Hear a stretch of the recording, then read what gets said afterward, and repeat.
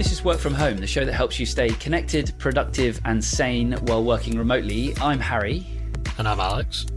And today we're looking at an article on the World Economic Forum, which we'll link to in the show notes. And it's a collection of charts, 6 charts that show what employers and employees really think about remote working. Now, I have to say, the design and the layout of these graphs leaves much to be desired in my view. That makes it kind of hard to read. So we'll try and decode the information for you. The first of these graphs kind of highlights a question around the benefits of remote working. And it's interesting to me what people are kind of prioritizing as the most sort of important parts of being able to work remotely. What they note here is that 32% of people cited having a flexible schedule, 26% enjoyed working from any location, although I don't know how relevant that is at the moment when you're not able to leave your house, or at least supposedly.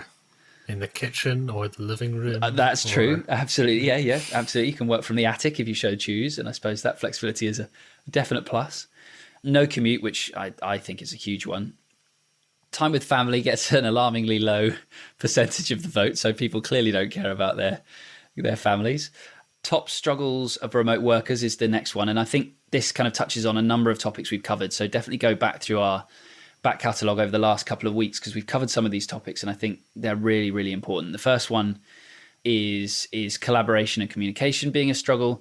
One of the top ones here, 19% of people really struggle with loneliness, which is something we spent some time last week talking about. It was National Loneliness Awareness Week.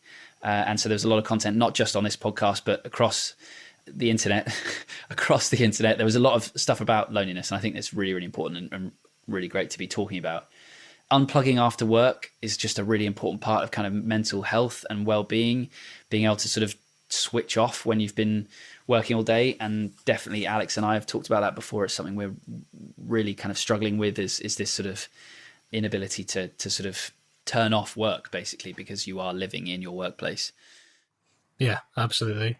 I think it's significant that for those three, the collaboration and communication, loneliness, and unplugging after work, is 1 in 5 people who are feeling those. There are other factors listed, but it's fewer people than that, or a lower percentage. Yeah, absolutely. So we'll leave you to check that out if you want to check out more on the link in the show notes. But yeah, those three definitely stood out, and I think it's really interesting.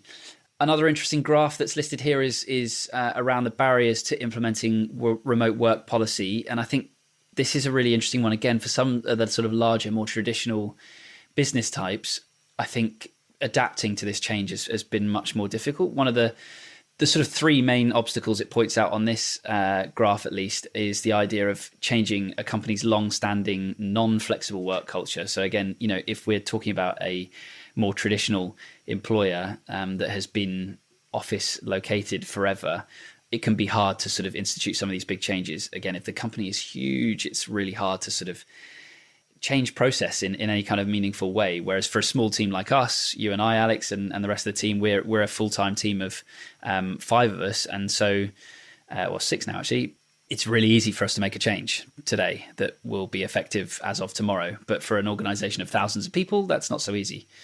It also cites kind of privacy as one of the obstacles, and also just a lack of understanding about the benefits of flexible working. Again, if you come from these traditional companies, it just might not be.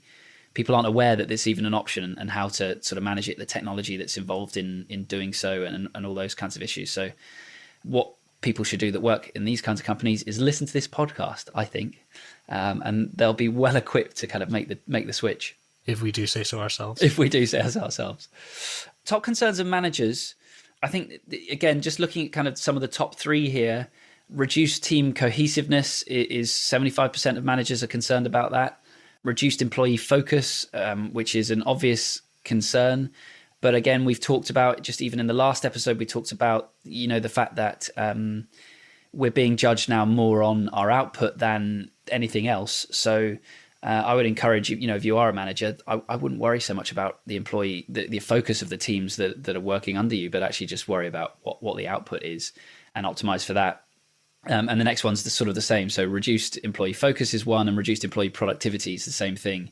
I actually think most people from the studies that we've read and from our own experience and from what people are telling us is actually people are more productive because I suppose the negative point is they're working more because they're working from home. So I think managers chill out. Don't worry about it.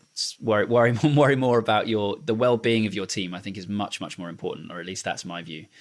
But if you're a manager and you're listening, let us know what you're worried about, what you're thinking about, what you're optimizing for, and how you're managing it and communicating it with the team. And if you're an employee, what are you worried about what your manager thinks? I'd really like to know kind of, how you're thinking about how your manager is perceiving you since working from home.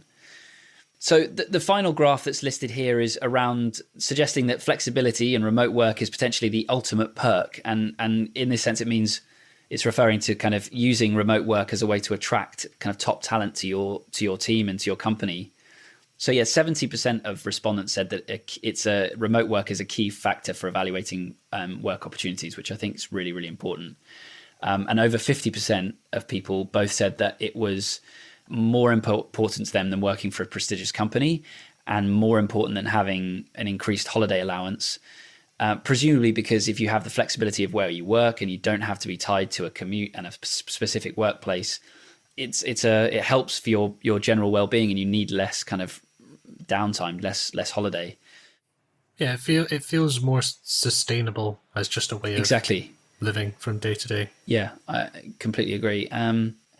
There's also a statement here, and it says 73% of people agreed with it, which is, I would be comfortable accepting a job without meeting any of the team in person, only via remote video calls, which I think is really, really telling that actually people are willing to trust a new employer, to jump on board with a new job and a new opportunity, change direction in their career without physically meeting the people they're going to be working with, which I think is a huge statement and something that's just really interesting to think about.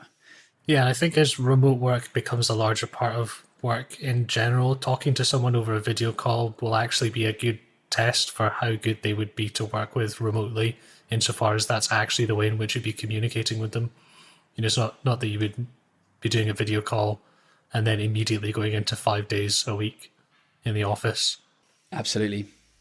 So this was really interesting. So we'd love to know what you think, whether you would be happy to take on a new job opportunity without having met any of the people in person.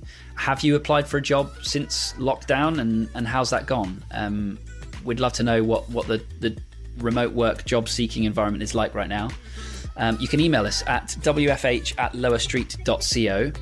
If you enjoyed today's episode, I would absolutely love it. We would love it. Alex would love it. Both of us would be over the moon if you would share this with one other person that you think would also enjoy it. It genuinely would really, really help us reach more remote workers. And be sure to subscribe for new episodes every weekday.